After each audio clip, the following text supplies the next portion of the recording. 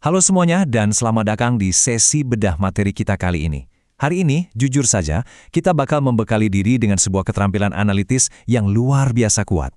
Mulai dari detik ini, kita akan bertransformasi menjadi seorang detektif data.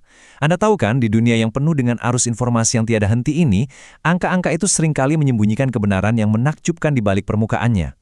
Nah, tugas utama kita hari ini adalah membongkar rahasia-rahasia tersebut menggunakan sebuah alat ukur statistik yang sangat brilian, yaitu analisis korelasi.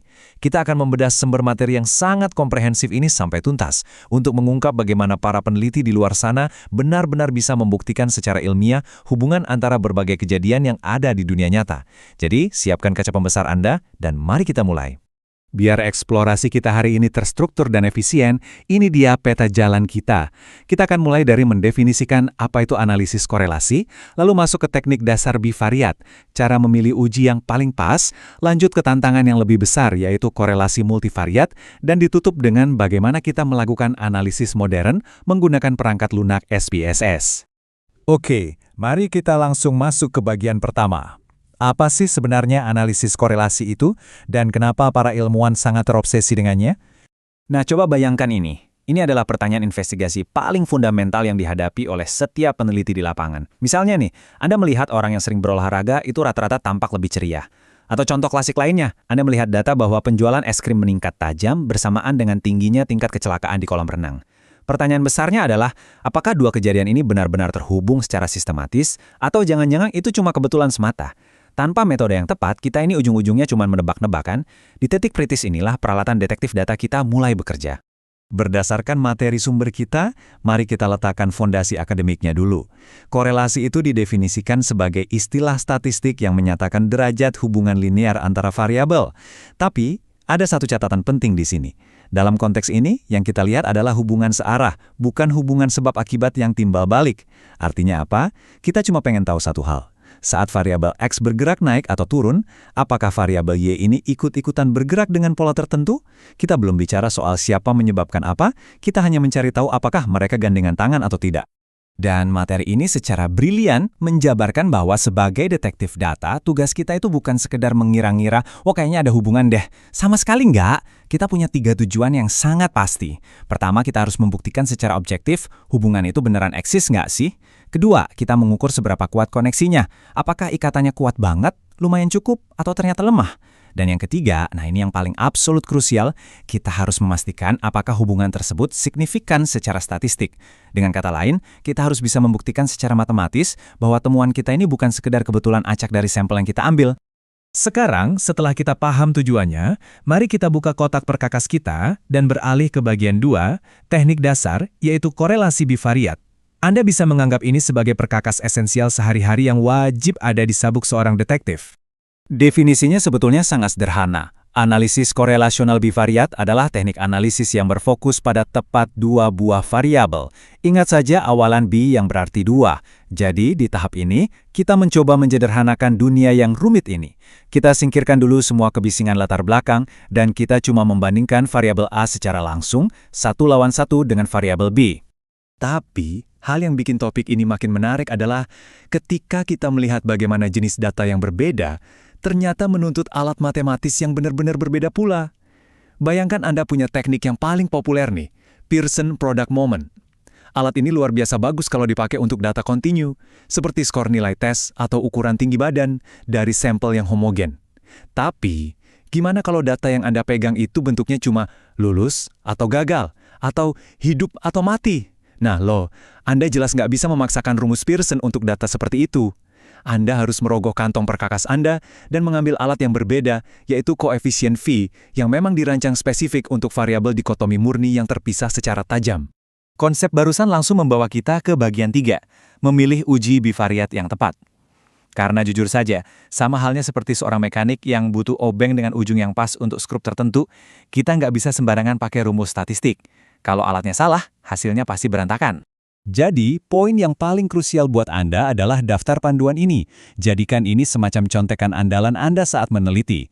Coba kita bedah satu-satu ya. Kalau data Anda berupa angka yang kontinu dan mengalir, sikat pakai Pearson Product Moment. Tapi kalau data Anda berupa urutan peringkat atau ordinal, dan tolong perhatikan baik-baik, ukuran sampelnya kurang dari 30 subjek, Anda harus pakai rank Spearman atau biasa disebut row. Punya data lulus gagal? Gunakan koefisien V. Terus gimana dengan kategori sosial seperti tingkat pendidikan tinggi, menengah, atau rendah? Di situ Anda pakai koefisien kontingensi. Dan yang terakhir, kalau Anda mencampurkan data kontinu dengan data dikotomi, misalnya skor nilai matematika disandingkan dengan jawaban benar atau salah, Anda harus mengeluarkan teknik point biserial. Ketepatan dalam memilih formula inilah yang benar-benar membedakan peneliti yang solid dengan yang sekedar coba-coba. Biar nggak cuma ngawang di teori, mari kita lihat bagaimana ini diterapkan di lapangan. Dokumen sumber kita memberikan sebuah sampel dunia nyata yang sangat relevan. Di sini kita membandingkan skor keaktifan dalam organisasi dari 10 orang mahasiswa diadu dengan skor prestasi studi alias IPK mereka di fakultas. Nah, karena di sini kita bekerja dengan sampel kecil yang spesifik, berfokus pada kedudukan atau urutan peringkat dari skor mereka, ini adalah skenario yang sangat sempurna untuk menggunakan uji statistik rank Spearman. Setelah semua angka tadi kita olah dan masukkan ke dalam mesin perhitungan row, keluarlah indeks ini, minus 0,891. Mari kita apresiasi angka ini sebentar. Angka 0,8 ini sangat mendekati angka 1, yang artinya hubungan antara kedua variabel ini sangatlah kuat. Tapi, perhatikan baik-baik tanda minus di depannya. Tanda negatif ini adalah petunjuk utamanya. Ini memberitahu kita dengan sangat jelas bahwa hubungannya itu terbalik. Saat satu variabel bergerak naik, variabel yang satunya justru menukik turun. Dan dari angka tersebut, berdasarkan sampel 10 mahasiswa ini, sumber materi kita menyimpulkan secara objektif dan gamblang, makin aktif seorang mahasiswa dalam kegiatan organisasi, maka makin menurun prestasi belajar di fakultas. Tentu saja, kita di sini tidak sedang menghakimi siapapun atau berpihak pada aktivitas tertentu ya. Kita murni cuma melihat ke arah mana data empiris ini berbicara. Dan matematikanya dengan tegas menunjukkan adanya korelasi negatif yang sangat signifikan untuk kelompok spesifik tersebut. Tapi tentu saja kita semua sadar bahwa dunia nyata itu jarang banget sesederhana interaksi antara satu mahasiswa dan dua metrik saja. Itulah kenapa kita harus melangkah ke bagian 4, teknik lanjutan, yang kita kenal sebagai korelasi multivariat. Ini adalah level berikutnya, khusus untuk saat-saat di mana teka-teki investigasi kita melibatkan banyak sekali faktor. Mari kita bandingkan konsepnya secara visual biar lebih ngena. Sebelumnya, kita kan cuma main di analisis bivariat, 1 lawan 1, sangat simpel. Tapi begitu masuk ke analisis multivariat, ceritanya beda. Kita sekarang memiliki beberapa variabel independen yang beroperasi dan berbaur bersama-sama mengeroyok satu variabel dependen. Bayangkan sebuah kantor.